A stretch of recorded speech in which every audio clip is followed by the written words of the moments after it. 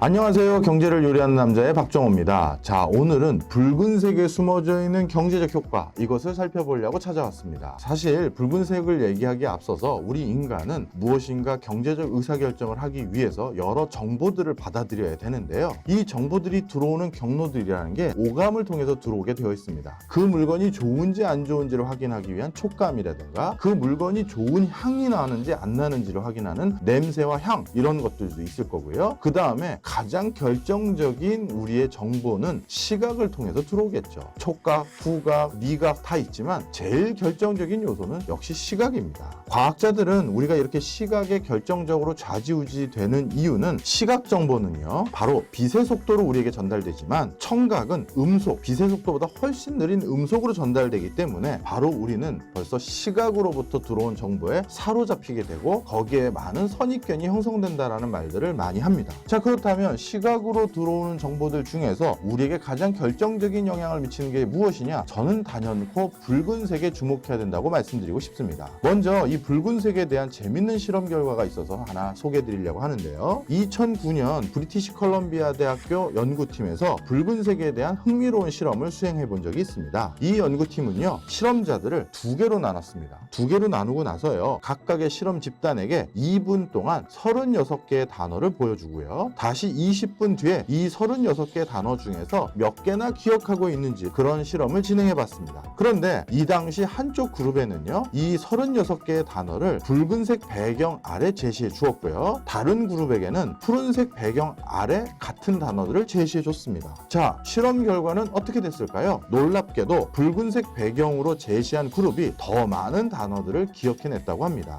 저는 갑자기 이 실험을 통해서요, 이런 생각도 가져보게 되더라고요. 우리가 어렸을 때 뭔가를 암기하기 위해서 밑줄을 칠 때 대부분 무슨 색깔로 쳤죠? 붉은색 볼펜 많이 사용하셨을 겁니다. 누가 시키지도 않았는데 우리 다 붉은색 볼펜으로 밑줄을 그었던 아마 연습들 많이 하셨을 텐데요. 어떻게 보면 우리도 모르게 우리의 암묵적인 무의식 속에서 붉은색이 우리에게 기억력에 더 도움이 되는 게 아닐까라는 게 반로가 돼서 그런 게 아닌가, 이런 생각도 가져보게 되네요. 자, 이처럼 붉은색은 우리가 무엇인가를 암기할 수 있는 기회를 더 많이 높여주는데요. 바로 이렇게 암기력과 관련돼서 가장 관심을 갖고 있는 또 다른 집단이 바로 마케터들입니다. 자신들이 제시한 광고에 대해서 우리가 오랫동안 기억하기를 당연히 희망하겠죠. 따라서 마케팅 전문가들은 도대체 내가 한 광고를 소비자들이 오랫동안 각인할 수 있게 하려면 어떻게 해야 되느냐, 여기에 관심을 보여왔는데요. 아마 그러한 마케터들에게 브리티시 컬럼비아 대학교의 연구팀의 연구 결과가 전달된 듯합니다. 바로 이 붉은색을 활용한 새로운 마케팅 실험이 한번 감행이 된 적이 있는데요. 자, 이번에는 브리티시 컬럼비아 대학교 연구팀이 이 붉은색을 활용해서 본격적인 마케팅 실험을 수행해 봤습니다. 어떻게 했느냐? 카메라를 광고하는 데 있어서요, 카메라를 이성적인 방식으로 홍보하는 것은 카메라에 어떤 기능이 첨부되어 있는지를 일일이 나열하면서 이 카메라는 블루투스 기능도 되고 주민 기능은 언제까지 되고 배터리 수명은 얼마까지며 이런 것들을 일일이 나열하면서 이성적으로 이 카메라를 홍보하는 전략이 하나 있을 거고요. 또 한 가지는 이 카메라를 멋진 여행지나 휴양지에 가지고 가서 거기서 이 카메라를 통해서 찍을 법한 아주 풍광 좋은 사진들을 나열해 주면서 이런 사진기 하나 들고 이런데 여행 가보시면 어떨까요? 라고 하면서 감성에 소구하는 방법이 있을 겁니다. 자, 그런데 이성에 소구하는 전략과 감성에 소구하는 이 전략은 각각 붉은색과 푸른색에서 어느 게 더 효과성이 높은지 바로 브리티시 컬럼비아 대학교의 연구팀은 여기에 관심을 두게 됩니다. 자, 실험 방식은 어떻게 했느냐? 간단합니다. 이성에 소구하는 카메라 광고를 만들고 나서요, 이 광고를 붉은색 배경과 푸른색 배경으로 노출을 시켜보고요, 또 감성적인 형태로 소구했던 또 카메라 광고를 만든 다음에 이 광고를 똑같이 붉은색 배경으로도 한번 노출해보고 푸른색 배경으로도 노출을 해봤습니다. 그 결과는 어떻게 됐냐면요, 동일한 광고 카피임에도 불구하고 붉은색 광고 같은 경우는 이성적인 기능, 즉 카메라의 세부 기능을 하나하나 설명하는 광고 내용에 훨씬 사람들이 호감을 보였다고 하고요, 반대로 푸른색 배경으로 노출된 카메라 광고에서는 카메라를 사용해 멋지게 촬영한 법한 사진들을 보여주면서 홍보했던 것에 훨씬 더 높은 호감도를 보였다고 합니다. 즉, 같은 광고 카피라 하더라도, 같은 광고 이미지라 하더라도 이것을 붉은색과 푸른색으로 보였을 때 각각 다른 효과가 난다는 걸 다시 한번 확인한 결과라고 할 수 있죠.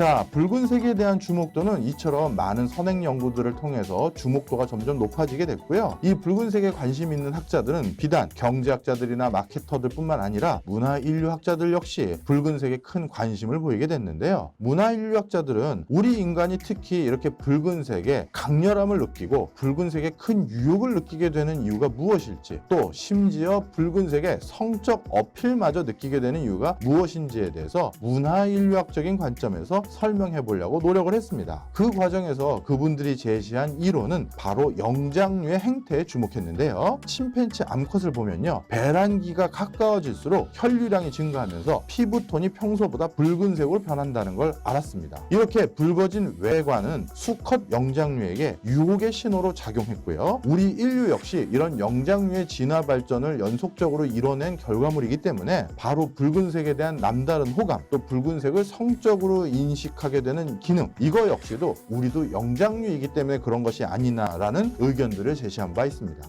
바로 이처럼 붉은색이 우리에게 좀 더 강렬한 인상을 준다라는 것에 주목해서 이번에는 니콜라스 구겐하고 셀렌 제이콥이라는 사람들이 붉은색에 대한 우리의 선호도가 얼마나 높은지를 현장 실험을 통해서 확인해 본 적이 있습니다. 이들은 어떻게 실험을 했냐 하면요, 레스토랑 종업원들에게 서로 다른 색깔의 옷을 입힌 후 어떤 색의 옷을 입은 종업원들이 바로 손님들로부터 가장 많은 팁을 받게 됐는지에 대해서 살펴봤습니다. 자, 그 결과 놀랍게도 남성 손님들은 빨간색 옷을 입은 웨이트레스에게 더 많은 팁을 주었다라고 합니다. 서비스의 내용과 종업원 모두 똑같았지만 단지 종업원의 옷 색깔만 붉은색으로 바꿨을 뿐인데도 바로 팁의 금액이 올라갔던 것이죠. 이것은 우리 인류가 붉은색에 얼마나 좌지우지 되면서 경제적 활동을 하고 있는지를 우리가 쉽게 확인할 수 있었던 대목입니다. 심지어 이런 붉은색은 최근에는 더욱더 교묘하게 활용되고 있습니다. 우리가 이제 진부해진 여러 상품들이 있죠. 예를 들어서 파카 만년필이라든가 스마트폰이라든가 아니면 옛날 투지폰, 가끔 이런 투지폰이나 스마트폰이나 파카 만년필 같은 것들을 소비자들에게 마치 하나도 바뀐 것이 없음에도 불구하고 새로운 것처럼 어필하기 위해서 했던 가장 대표적인 마케팅 수단은 전체 컬러를 레드 또는 와인 색깔로 바꾸어서 다시 출시한 것만으로도 소비자들에게 왕성한 호기심과 구매 여력을 다시 이끌어낸 사례들을 우리가 흔히 기억하실 겁니다. 이번에는 빨간색이에요 라는 카피 문구라든가 아니면 아이폰이 붉은색으로 출시됐다는 것만으로 소비자들이 나 저 붉은색 아이폰으로 바꾸고 싶다라는 인식을 만든 것이죠. 이 역시도 우리가 붉은색에 얼마나 크게 현혹됐는지를